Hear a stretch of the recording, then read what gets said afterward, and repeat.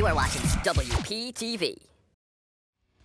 Welcome back to the desk. We have Steven, Tristin, Richard, and Filip in studio with the NBA trade deadline looming, and we saw the first remnants of that yesterday. Big story in the NBA with Kristaps Porzingis heading to Dallas. I'm sorry, Tristin. I'm so sorry.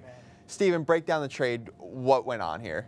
It's kind of like a little bit of last year where Blake Griffin got moved a little bit before the trade deadline, but this one was a little bit more one-sided, you know, pretty much. So you got Kristaps Porzingis going to Dallas, along with Tim Hardaway Jr., Courtney Lee, not Wesley Matthews, Trey Burke, and then the Knicks, they got back Dennis Smith Jr., who they could have drafted instead of Frank Ntilikina. They got DeAndre Jordan, Wesley Matthews, and 2 future first-round draft picks. So from the Mavericks side, obviously you see they won that. I personally feel like they won that trade.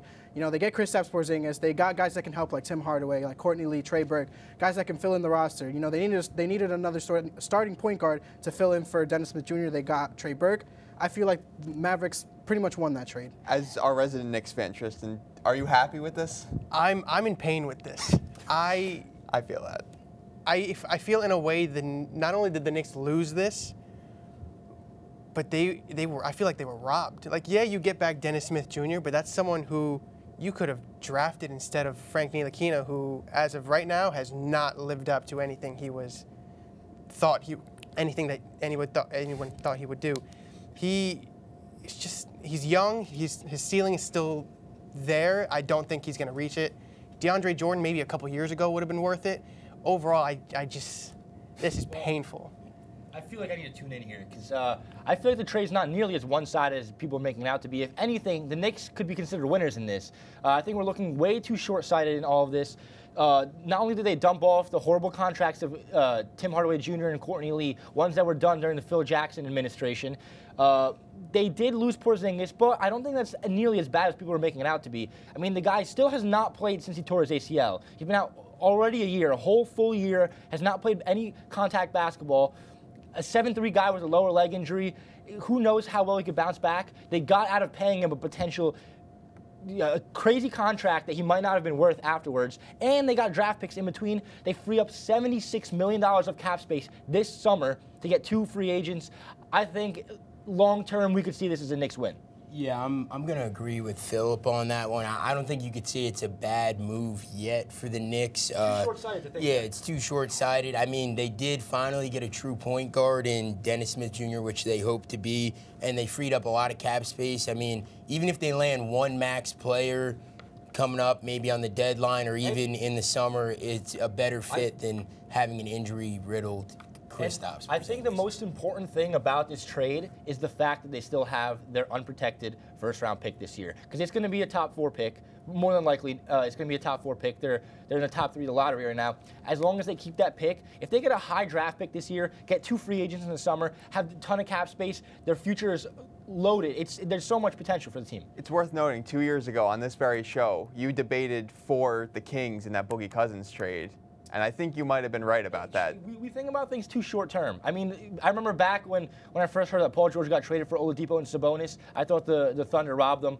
Looking back, both teams won that trade, but I think the Pacers might have gotten a little bit more out of it than the Thunder. So we need to look at things for the future, the long term. Now, one name that's really going to be on the tips of everyone's tongue is Anthony Davis, the big man, going to be shipped. We just don't know where. Tristin, we'll go to you. Who do you think benefits the most from Anthony Davis landing on their team? The Lakers really could use somebody like Anthony Davis on the team. I just don't think they should give up such a young core. Like you see here, like he's 3rd in the NBA right now in points per game with 29, 4th in rebounds, 9th in steals, and 2nd in blocks. He's such an impactful player, but do you really want to give up such a young, talented squad for that? That is yes.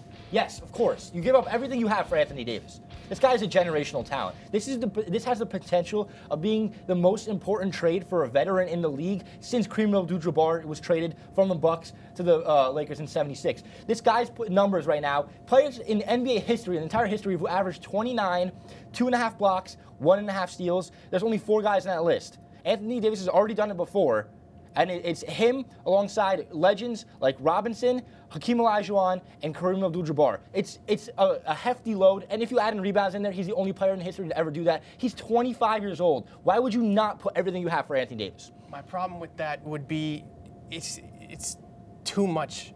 Lonzo is talented. Kyle Kuzma is showing that he can put up his numbers and help LeBron. The difference is Ingram is fine.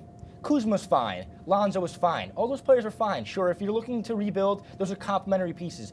Anthony Davis is the guy. None of those guys are the guy.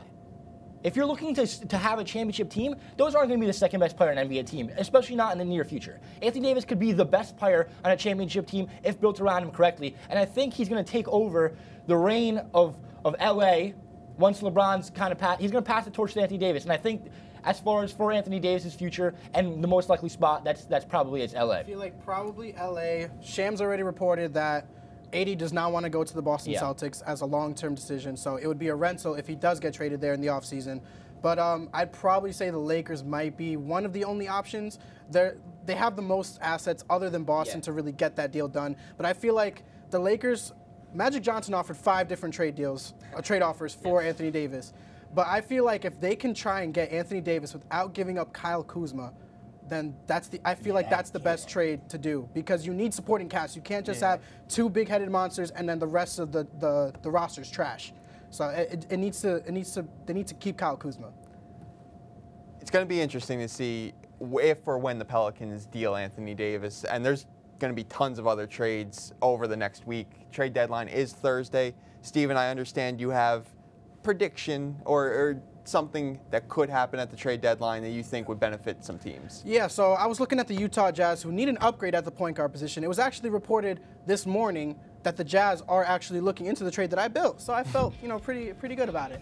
So the Jazz will receive Mike Conley from the Grizzlies and JaMychal Green for Derek Favors, Ricky Rubio, and the 2019 first-round pick from the Jazz.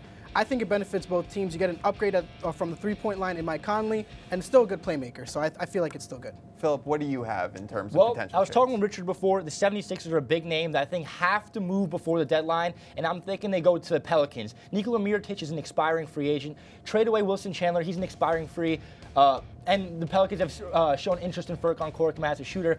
Mirotic is the guy they need. They need a backup center, and they need a shooter, and I can't think of a better fit for Philly than Mirotic. It's going to be a hectic week in the NBA. That's all for basketball. Stick around after the break for the Desk Super Bowl 53 coverage.